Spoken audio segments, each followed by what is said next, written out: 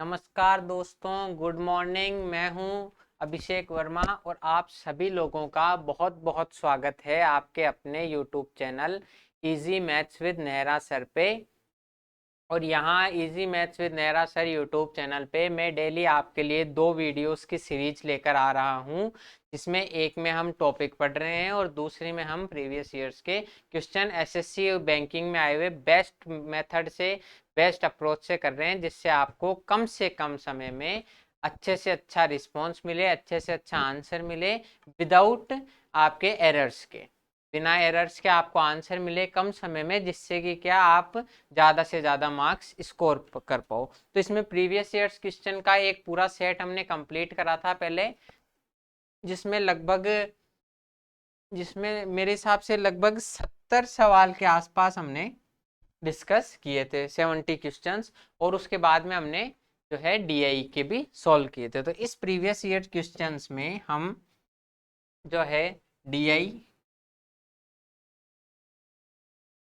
Simplification, quadratic equation, wrong number series और missing number series के question कर रहे हैं। वो भी एक सिर्फ ऐसे नहीं कि सिंप्लीफिकेशन के मैं आपको 10 क्वेश्चन करा दूं या केवल क्वाड्रेटिक इक्वेशन के, हम क्या मिक्स में करते हैं, ताकि एक तरीके से हम पेपर सॉल्व कर रहे हैं। यहाँ प्रैक्टिस सेशन हो रहा है जिसमें हम बेस्ट से बेस्ट अप्रोच देखते हैं, ताकि कभी आप जब पेपर देने जाओ एसएससी या बैंकिंग का, तो वहां क्वेश्चन जैसे मान लो आपने सिंप्लीफिकेशन का देखा, सिंप्लीफिकेशन का देखा, और जैसे मान लो यही क्वेश्चन से देखते हैं तो ये 42.84% आपके वहां पर आया।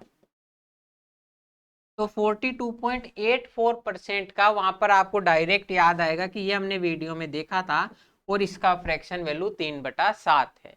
तो इस तरीके से ये आपको वहां पर मदद करेंगे। जैसे मान लो कोई गलती आपसे यहाँ पर हुई है, जैसे आपने क्वाड्रेटिक इक्वेशन की कोई भी क्लास में आपने जो है वो नहीं किया कि भाई मैंने जब क्वाड्रेटिक इक्वेशन सोल्व करी 11 और 5 मेरे फैक्टर आ रहे थे, तो आपने इनको -3 लगाना भूल गए, तो वहां जब ये सवाल आएगा तो आपको याद आएगा कि किसी प्रैक्टिस सेशन में मैंने ऐसी गलती की थी, तो वहां पर मैं ऐसी गलती ना करूं। तो ये चीजें आपको जरूर से लगभग 100% मैं गारंटी से कह सकता हूं कि वहां पर मदद करेगी, अगर आप इनको अच्छे से सॉल्व कर रहे हो, इनके नोट्स बना रहे हो, ये प्रैक्टिस सेशन के नोट्स बना रहे हो, जो भी परसेंटेज आ रही है वो कर रहे हो, जो भी क्वेश्चन आ रहे हैं वो कर रहे हो, तो आपको जरूर फायदा होगा। तो फटाफट से आज की हम क्लास शुरू कर रहे हैं। तो आप अपने कॉपी पेन उठा लीजिए, आज कुर्सी की पेटी बांध लीजिए और आज का सेशन हम शुरू करने जा रहे हैं। तो आज जो है पहला क्वेश्चन जो है हमारी सीरीज का, ये आपके सिंप्लीफिकेशन का क्वेश्चन है। और इस सिंप्लीफिकेशन के क्वेश्चन को कैसे हम करेंगे, क्या हमारी अप्रोच होनी चाहिए, हमने पहले के वीडियोस में भी सिंप्लीफिकेशन के क्वेश्चन किए हैं, और उनमें क्या होता है कि आपको बेस्ट से बेस्ट आपको आंसर करना है कम से कम समय में, तो वही आपकी अप्रोच होनी चाहिए। तो देखें इस क्वेश्चन को, 16% ऑफ 450, 16% ऑफ, अब आपको 16% की फ्रैक्शन वैल्यू याद होगी कि हमें पता है 4% की फ्रैक्शन वैल्यू होती है 1/25। 4% की फ्रैक्शन वैल्यू है 1/25, तो 16% की फ्रैक्शन वैल्यू हो जाएगी 4/25। ठीक है, तो 4% की फ्रैक्शन वैल्यू होती है 1/25, तो 16% की फ्रैक्शन वैल्यू जो होगी 4/25। आप इससे कर सकते हो, यहाँ पर 4/25 इंटू 450, या थोड़ा सा आप इससे भी एक स्टेप आगे बढ़ सकते हो। वो स्टेप क्या होगी, आप थोड़ा सा यदि सोचो इसमें कि 4/450 है। अब मैं आपको देखो, पहले हमने परसेंटेज का सीखा फ्रैक्शन वैल्यू, अब ये तो हमने सीख ही लिया। एक दूसरा तरीका और देखते हैं कि 450 जो है उसका 1% क्या होगा। तो आपको पता है 1% होगा 450। ये वहां लिखने की जरूरत नहीं है, आप ऐसे समझ सकते हो, 1% 450 होगा और 2% होगा 9। 1% होगा 450 और 2% होगा 9। तो आपको 16% निकालना है, इसको 8 से गुना कर दो, तो ये आपका 16% है। 9 को भी 8 से गुना कर दो तो 72। तो आपको पूरी कैलकुलेशन करने की बजाय आप यहाँ से भी समझ गए। अब मैंने देखो आपको हर पॉसिबल वे बताया, या तो 16% को इंटू 16/100 लिख लो, आपको 4% का पता है 1/25 होता है, तो 16% होगा 4/25, वैसे कर लो। या फिर आप थोड़ा सा आइडिया लगाओ कि 450 का 1% होता है 4.5, तो 16% होगा 72। ठीक है, तो आप डायरेक्ट यहाँ पे लिख सकते हो, तो ये आप लिख लो 450 का 16%, ये आप वहां पे लिख सकते हो, या आप बॉक्स बना के साइड में कर ले। तो 450 का 16% हो गया 72 प्लस 42.84%। 42.84% जो है इसकी फ्रैक्शन वैल्यू होती है 3/7। इसकी फ्रैक्शन वैल्यू होती है 3/7।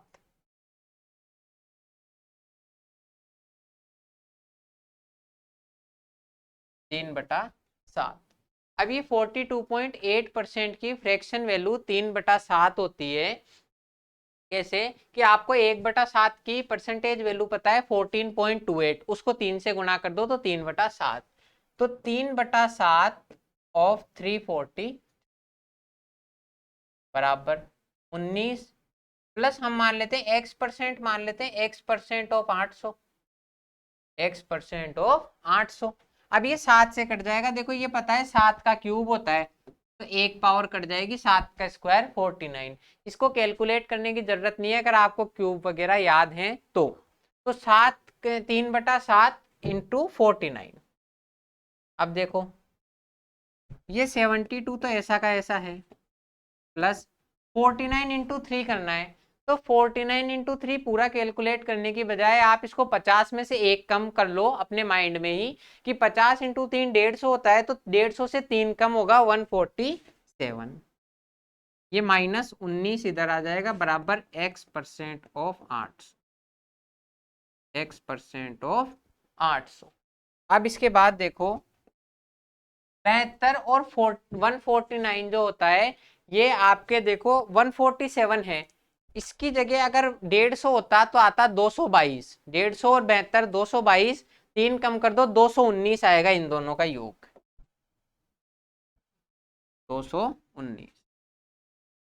219 आएगा। कैसे 147 और 72 को आप या तो डायरेक्ट जोड़ दो, 7 और 2 9, 14 और 7 21, या 150 और 72 222 होता तो आप इसमें 3 कम कर दो 219, और इस 219 में से 19 जाएगा, ये आपके यहाँ पर इधर देखो ये 219 बनेगा, उसमें से 19 जाएगा तो 200 बराबर x% ऑफ 800। तो 800 का कितना परसेंट आपके सामने 200 है, 800 का कितना परसेंट 200 है, तो आपको पता है 25% x की वैल्यू हो जाएगी, क्योंकि 800 का 1/4 होता है 200, तो यदि आप 25% जो है उसकी फ्रैक्शन वैल्यू होती है 1/4, तो 800 का 25% 200, तो ये आपका आंसर हो गया। जैसे आपको क्या करना है, 16% पूछा है, एक बार हम इसको वापस से रिवाइज कर रहे हैं। 1% होता है 4.5, तो 2% हो जाएगा 9। अब 2% की वैल्यू 9 है, तो 16% की वैल्यू 8 गुना हो जाएगी 72, तो ये आ गया आपके सामने 72। 42.84% की फ्रैक्शन वैल्यू 3/7 होती है, तो 3/7 इंटू 343, 7 से जाएगा 49 टाइम्स, इसको जोड़ दो 147, और ये 19 इधर माइनस में आ जाएगा। 147 और 72 होगा 219, उसमें से 19 घटा दो तो 200। अब 200 x का कितना परसेंट है, तो 200 x का है साहब 4%। 200 x का है, सॉरी 200 x का है 25%। कैसे, आपको पता है 800 का 1/4 होता है, इसका मतलब 800 इंटू 1/4 आएगा, अगर 200 होएगा 1/4 किसकी वैल्यू होगी, 1/4 किसकी वैल्यू होगी 25% की, तो x का मान हो जाएगा 25%।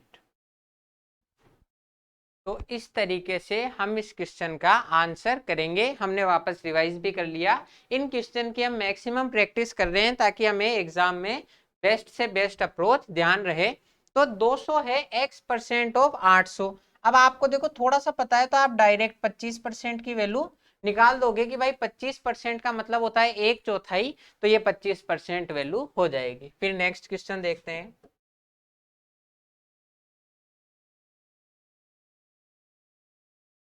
50। अब ये तो देखो बिल्कुल इजी सवाल है, इसमें कुछ भी नहीं करना, आपको डायरेक्ट आंसर करना है।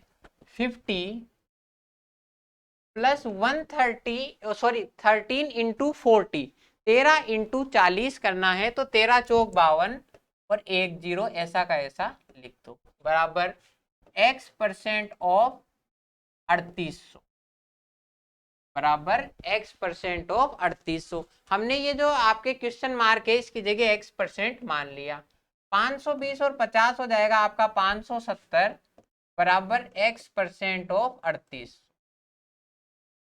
3800 का x%। अब आप देखो यहाँ पे पूरी कैलकुलेशन करने की बजाय, जैसे मैं एक बार आपको पूरी कैलकुलेशन करके बताता हूं, 570 बराबर 3800 का x%, ठीक है। अब आप इसको 00 से 00 काटो, ठीक है। ये 19 से 570 भी कटता है और 19 से 38 भी कटता है। अब ये तो कैसे याद होगा, ये तो भाई याद कराने का कोई तरीका तो है नहीं, आपको पहाड़े याद होने चाहिए। तो 1900 से कटेगा ये 30 बार, 19 से 19 दिया 57 और 0, और ये कटेगा 2 बार। तो जो x की वैल्यू आएगी आपके सामने 30/2 बराबर 15। तो x का मान आ गया 15%, तो आपका आंसर हो जाएगा डी, 15%। अब आप इसके आगे थोड़ा सा और सोच सकते हो, क्या सोच सकते हो कि भाई अगर x का मान 15% मेरे पास सवाल में आया है, तो यहां से आप थोड़ा सा आइडिया लगाओ, तो भी आप इस क्वेश्चन को कर सकते हो, यहीं से इतनी कैलकुलेशन आपकी बच सकती है। यहां हम हर वो पॉसिबल वे डिस्कस कर रहे हैं जिससे आपकी कैलकुलेशन बच सके, आपका टाइम बच सके। तो आपके सामने क्या 3800 का x% 570 दिया हुआ है। अब आपको पता है ये 19 से ही डिविजिबल है, 570 भी और 3800 भी है, तो यहां पर आप ऐसी कंडीशन आने पे थोड़ा सा आइडिया लगा सकते हो कि इसका 10% अगर मैं निकालूं 3800 का, यहां पर देखो कि भाई मैं 3800 का, या आपके 3800 है, तो अगर मैं इसका 10% निकालूं, 10% का मतलब 10% की फ्रैक्शन वैल्यू होती है 1/10। तो 10% निकालना है तो 10 का भाग दे दो, 00 की जगह 10 ही बच जाएगा, तो 380 आपका हो गया। अब आप देखो थोड़ा सा, आप यदि इसमें सोचो कि 10% की वैल्यू 380 है, यानी कि 2 गुना तो आ गई है, 190 का 2 गुना तो आ गया, हमें 570 चाहिए। या फिर ऐसे देखो 10% की वैल्यू 380 आ गई और हमें इसका 1.5 गुना चाहिए आंसर में। 380 इंटू 3/2 होगा, वो 570 होगा, कि 380 को मैं 3 से गुणा करूं, मतलब 380 प्लस 380 का आधा 570 होता है, तो 10 और 10 का आधा 15%। ये आपको आइडिया लगना कब स्टार्ट होंगे, जब आप अच्छे से अच्छे क्वेश्चंस की रेगुलर प्रैक्टिस करोगे। तो ये आपको क्या हुआ, यहाँ पे क्या करना है आपको, ये संख्या प्लस इसका आधा, यानी कि 1/1/2 करना है, इसका 1.5 गुना करना है, 3/2 से इधर गुना किया तो 3/2 से इधर गुना कर दो। अब ये आप कैसे कर सकते हो, थोड़ी सी प्रैक्टिस करोगे अच्छे से अच्छे क्वेश्चन की, तो आप इस तरीके से क्वेश्चन को कर सकते हो कि भाई 3800 का 10% तो 380 होता है, लेकिन मुझे क्या चाहिए, 10% से थोड़ा ज्यादा चाहिए, थोड़ा ज्यादा चाहिए। कितना, 380 की जगह 570, मतलब आधा और जोड़ना है, तो 10 में 10 का आधा और जोड़ दो 5, तो 15% आंसर। बस इसमें यही था, 50, 13 × 40 हो गया 520। तो 3800 का कितना परसेंट 570 होता है, 10% हो गया 380, इसमें आधा और जोड़ना है, तो इस 10% में आधा 5% और जोड़ दो, 15% डायरेक्ट आंसर। या आपकी इच्छा हो 3800 इंटू x/100 बराबर 30/2 15 करके भी कर सकते हो, जैसे आपको सही लगे, पर मैं कहूंगा वो तरीका ज्यादा बेटर है जिससे आपके टाइम कम लगता हो। ये हो गया क्वेश्चन। अब नेक्स्ट क्वेश्चन देखते हैं।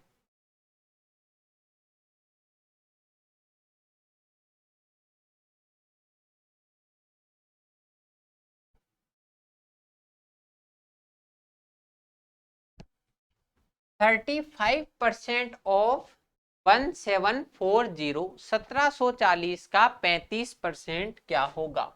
तो 35% की फ्रैक्शन वैल्यू होती है 7/20।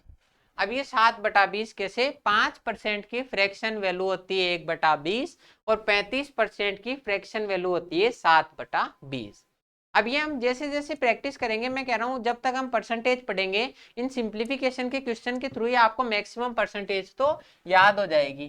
तो 7/20 इंटू 1740, 7/20 इंटू 1740 प्लस 21 इंटू 18 करना है। तो बिल्कुल आप बेसिक से भी कर लो, 18 का पहाड़ा आता है, 18 एकम 18, एक हासिल का, 18 दूनी 36 और एक 37, बस -99।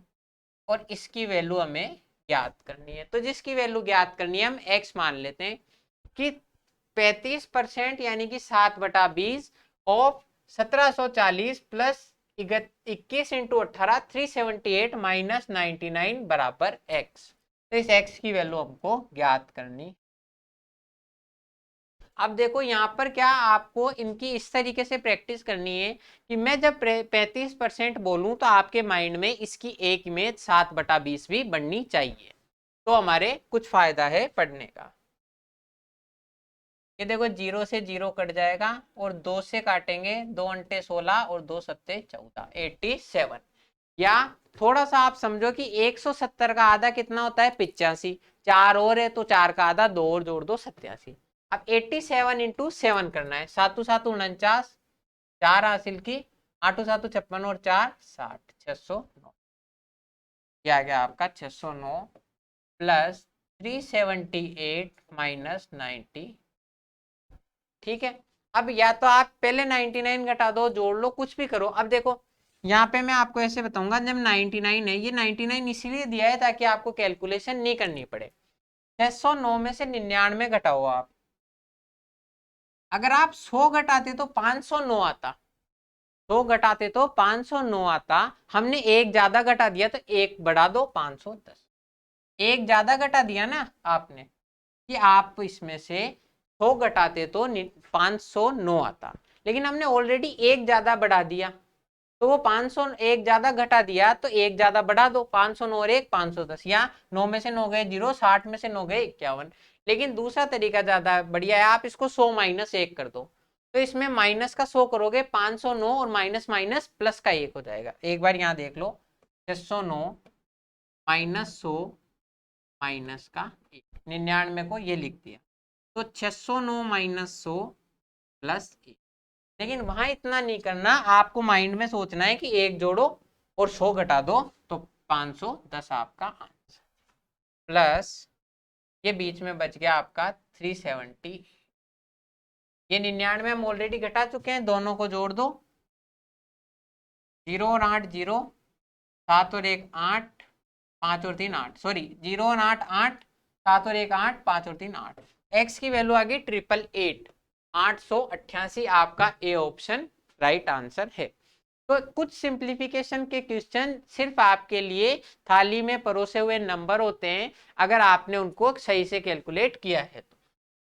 इसमें कैलकुलेशन का पार्ट इतना सा था कि 35% की जगह 7/20 रखा और 87 इंटू 7 को मल्टीप्लाई करा, बाकी कुछ भी नहीं है, आपको सिर्फ प्लस और माइनस करना है, और इतना सा करते ही आपको एक नंबर मिल जाएगा, या 2 नंबर, जितने भी आपके नंबर का सवाल है। तो आपका ये आंसर हो गया। नेक्स्ट क्वेश्चन देखो,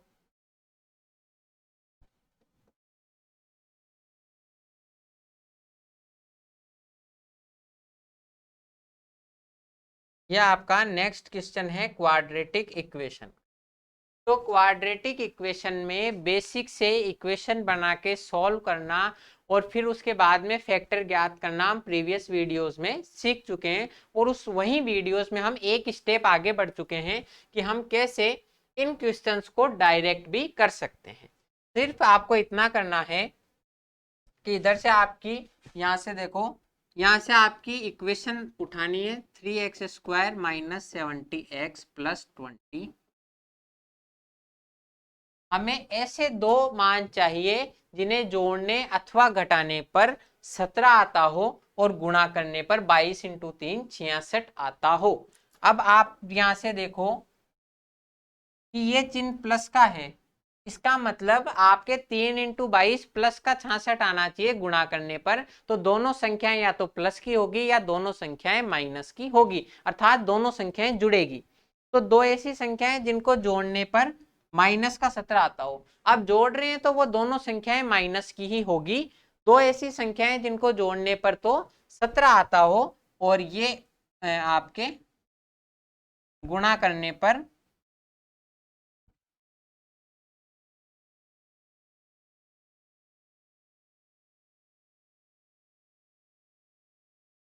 गुणा करने पर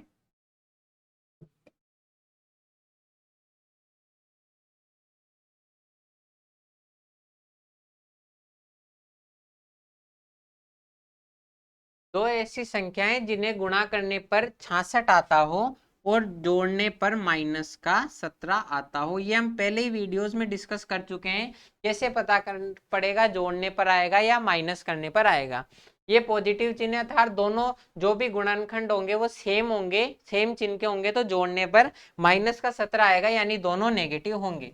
तो 11 और 6 दो ऐसी संख्याएं हैं जिन्हें गुणा करने पर 66 आता है। -11 और -6 है तो दोनों नेगेटिव, तो आपका आंसर इंटू दोनों को करोगे तो प्लस का 66 आएगा।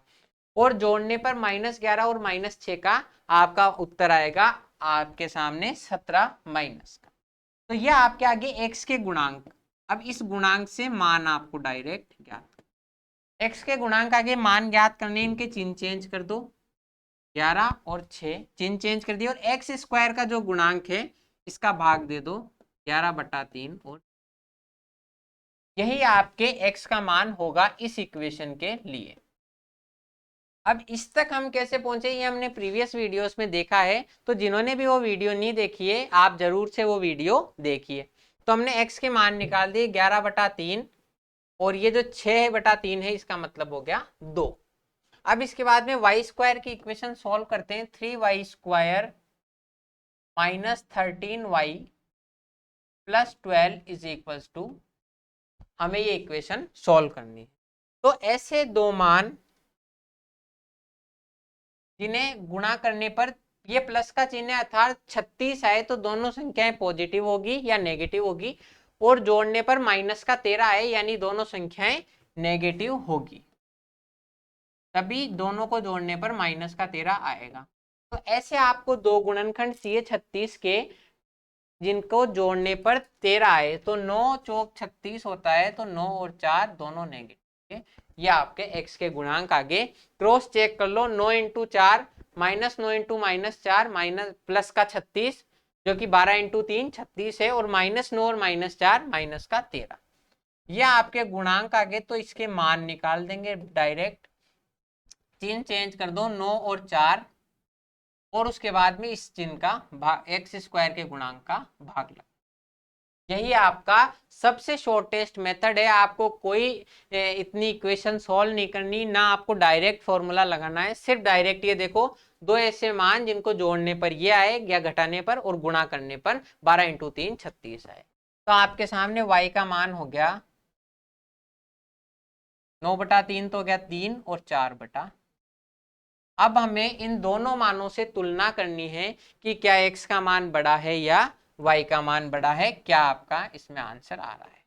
यहां तक आपको सॉल्व करने के बाद अगला स्टेप है तुलना करने का। तो आप इसके लिए देखोगे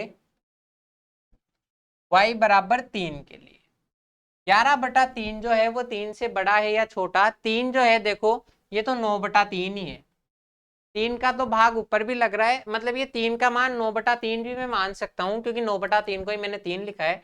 तो 9/3 से तो बड़ा है 11/3, तो x is greater than y हो जाए। कैसे कि 9/3 से 3 का भाग तो दे ही रहा हूं, तो 9 में दूंगा तो कम मान आएगा और 11 में दूंगा तो बड़ा आएगा, तो x is greater than y। इसके लिए फिर इस 3 की तुलना इस 2 से करें हम, तो जो 3 होता है वो तो 2 से बड़ा ही है, इसका मतलब x is less than y। x का मान 2, y के मान 3 से बड़ा है। अब इसके लिए हमें देखने की जरूरत ही नहीं है। क्यों नहीं है, देखो एक में कह रहा है x का मान y से बड़ा है और दूसरे में कह रहा है x का मान y से छोटा है। तो आप ये ऑप्शन नहीं कर सकते x is greater than y, x is less than y, x is greater than equal y या x is less than equal y नहीं कर सकते। जब भी आपका मान एक मान x से y से बड़ा हो और दूसरा मान y से छोटा हो तो आपका हमेशा ये option x is equal to y और the relationship can not be established आएगा कि x का मान ऐसा कोई भी संभव नहीं है कि y से बड़ा भी हो और छोटा भी। तो आप डायरेक्ट ये करोगे x is equal to y और the relationship can not be established. तो आपके लिए सबसे बढ़िया तरीका यही है, इसके गुणांक ज्ञात करो दो, उससे मान निकालो और मान निकालकर डायरेक्ट इनकी तुलना करो। तो अब अगला क्वेश्चन देखो।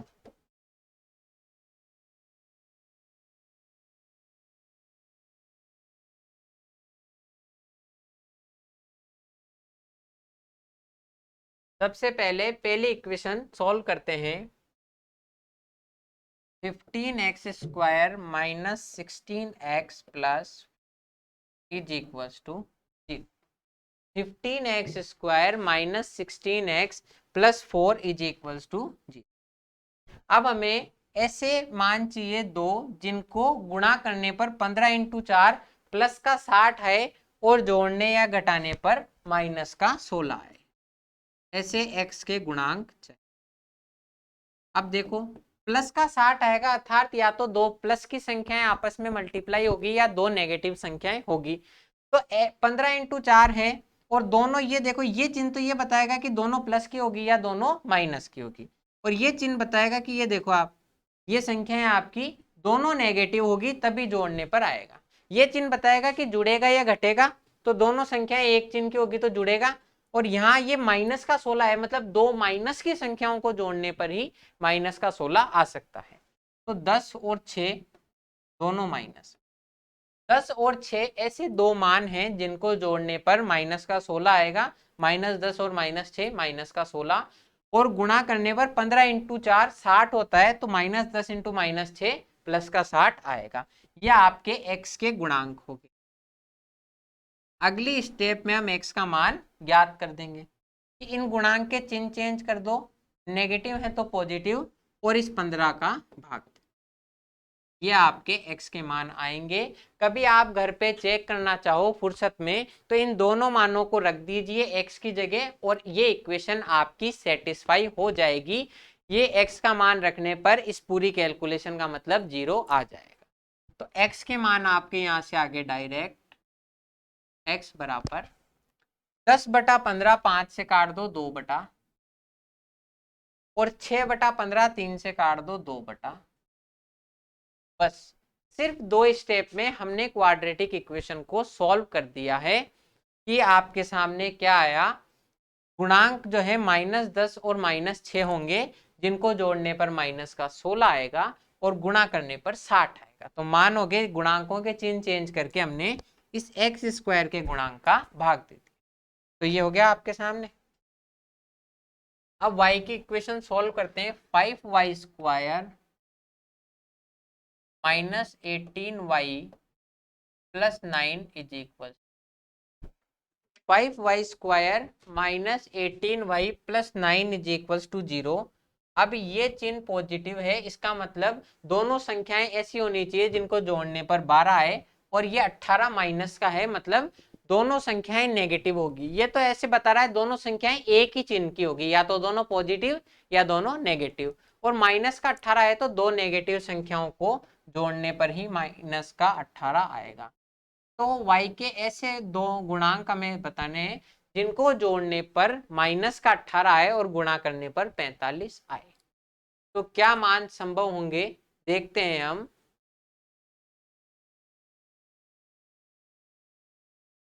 y के दो ऐसे गुणांक हमें ढूंढने हैं जिनको गुणा करने पर 5 इंटू 9 45 आए और जोड़ने पर 18 आए। तो ऐसे मान जब कभी भी हमें डायरेक्ट याद नहीं आए तो आप थोड़ा सा 45 से आइडिया भी लगा सकते हो कि भाई 45 है तो इसके जो गुणनखंड होंगे वो या तो 45 और 1 होंगे या 15 और 3 होंगे या 5 और, ये इसके गुणनखंड है। 45 और 1, 15 और 3, 5 और 9। 45 और 1 को जोड़ने पर 46 आएगा 15 और 3 को जोड़ने पर 18 आएगा, तो बस नीचे चेक करने की जरूरत भी नहीं। तो 15 और 3 45 के ऐसे दो गुणनखंड होंगे जिनको जोड़ने पर 18 आएगा। तो माइनस का 15 और माइनस का 3 x के गुणांक होंगे जिनको जोड़ने पर माइनस 18 आएगा, और y के गुणांक होंगे जिनको जोड़ने पर माइनस 18 आएगा और गुणा करने पर 45 आएगा पॉजिटिव। तो ये आपके सामने गुणांक हैं, तो y का मान क्या होगा, चिन्ह चेंज कर दो, 15 और 3 और इस वाई स्क्वायर के गुणांक 5 का भाग लगा, वाई स्क्वायर के गुणांक 5 का भाग लगा दो। तो ये y का मान आ गया आपके सामने 15/5 हो गया 3 और 3/5। अब इसके बाद अगला स्टेप बचता है, हमें इन दोनों की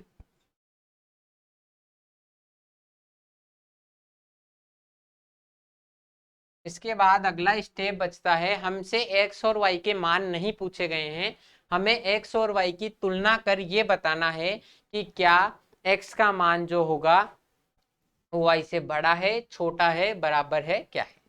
तो ये जो 3 है, आपको पता है 2/3 1 से भी छोटा है, 2/5 1 से भी छोटा है, तो 3 जो है वो 1 से बड़ा है। मतलब ये जो 3 है ये एक पूर्णांक है, और 2/3 1 से भी छोटा है, 2/5 1 से भी छोटा है, तो x का मान y से छोटा ही होगा, क्योंकि 2/3 और 2/5 दोनों मान जो हैं x के y से छोटे हैं, और 3 तो बहुत ज्यादा बड़ी बात होगी, तो x is less than y आएगा इस 3 के लिए। अब इस 3/5 से हम तुलना करें। 3/5 देखो, जब आपको डायरेक्ट नहीं पता हो तो आप यहां से देखो, 3/5 का मतलब होता है 0.6।